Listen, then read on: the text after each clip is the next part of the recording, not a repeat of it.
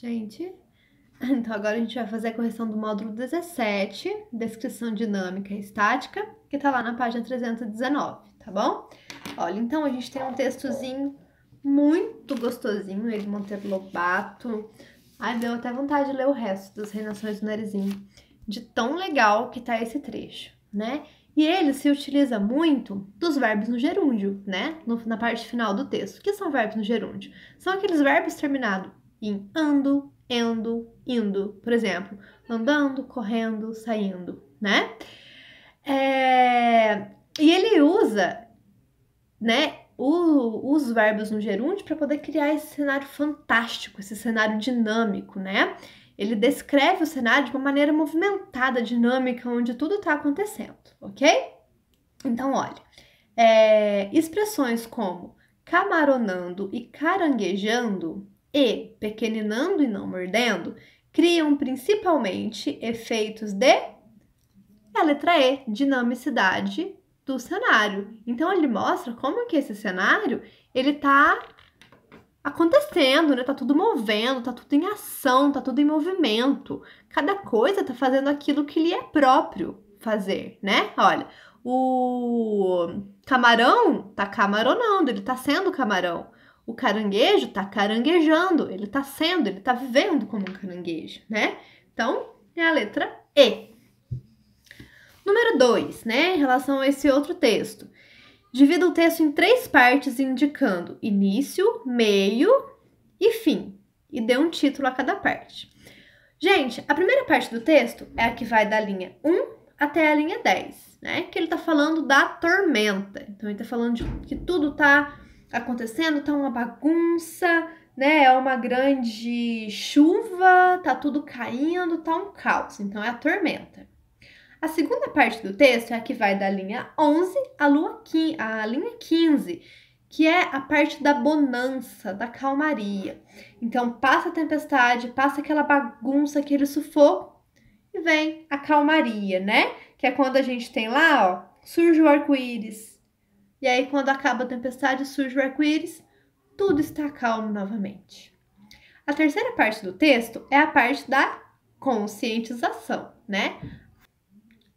Ela nos mostra o quanto que a gente está à mercê de tudo isso, né? O quanto que a gente está sujeito a tudo isso. Então, ele fala, olha, para nos lembrar que ainda somos náufragos. No céu, o arco do triunfo, em nossa íris, a água do dilúvio que nos escorre pelos olhos até hoje. Então, ele fala, ó, do mesmo jeito que teve o dilúvio lá na época de Noé, a gente ainda está sujeito a isso. Então, vamos nos conscientizar em relação a isso, ok?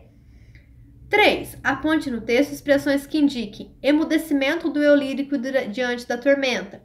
Olha, pode ser aquele trecho que fala impossível descrever a tormenta, né? É um trecho que pode ser, porque se é impossível descrever, ele não consegue falar sobre ela. Ou pode ser também aquele trechinho que fala síncope das palavras, ou seja, as palavras sumiram, eu não consigo mais usar as palavras, eu não consigo falar sobre a tormenta. B. Declaração de trégua. Aí a gente pode utilizar aquele trecho, o arco da aliança, o sinal do armistício, assinado entre Deus e as suas criaturas, né?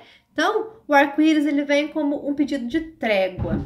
Tava aquela bagunça, aquela tormenta, quando vem o arco-íris e ele pede uma trégua. E a partir daí tá tudo resolvido, né? Já fizemos as pazes com aquela grande tempestade. Tá tudo certo a partir de agora.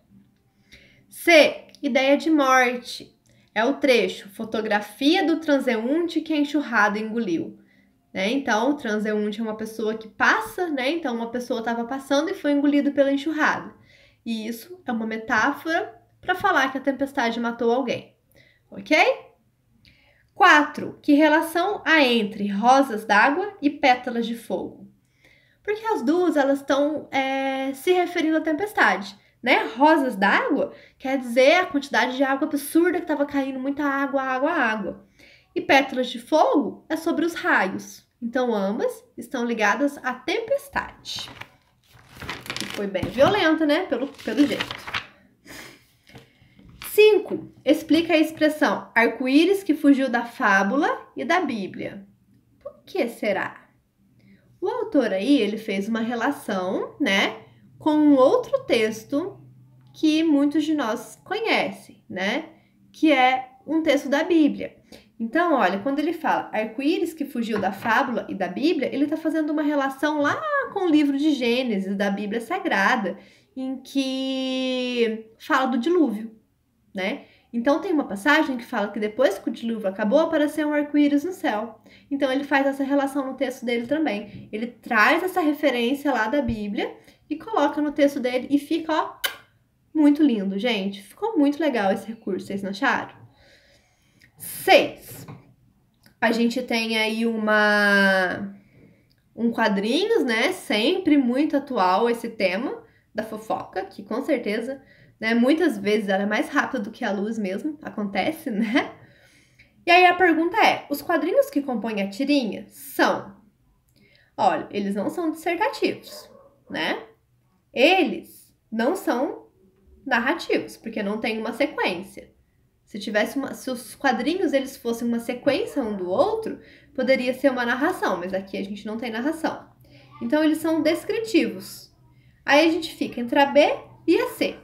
O que elimina a alternativa B é porque fala que eles são descritivos, vistos que há uma sequência de ações que leva as personagens a uma interação mútua. Não tem sequência de ação, né? Um quadrinho ele é independente do outro, tanto que uma personagem é independente da outra. Então, é letra C, descritivos, que os elementos com os quais eles são comparados lhe atribuem qualidades ou características, ok? Letra C. 7. A autora descreve a importância da manta para aquela família ao verbalizar que novas e antigas histórias foram sendo incorporadas à manta mais valiosa do mundo. Essa valorização evidencia-se pela alternativa E, né? Correlação entre os retalhos da manta e as muitas histórias que foram contadas. Gente, essa questão da história oral, ela é tão legal que eu queria muito que a gente tenha tempo, eu quero muito que a gente tenha tempo para falar um pouquinho disso, tá bom? Então, ó, à medida que essa manta, né, ela foi passando de geração em geração, ela foi sendo uma manta também cheia de histórias, porque em cada, né, pessoa a qual foi dona dessa manta, né, por cada geração que ela passou, ela carregou as histórias desse povo. Então, ela tem essa história da família. E por isso que a narradora tem tanto apreço por essa manta. Ok?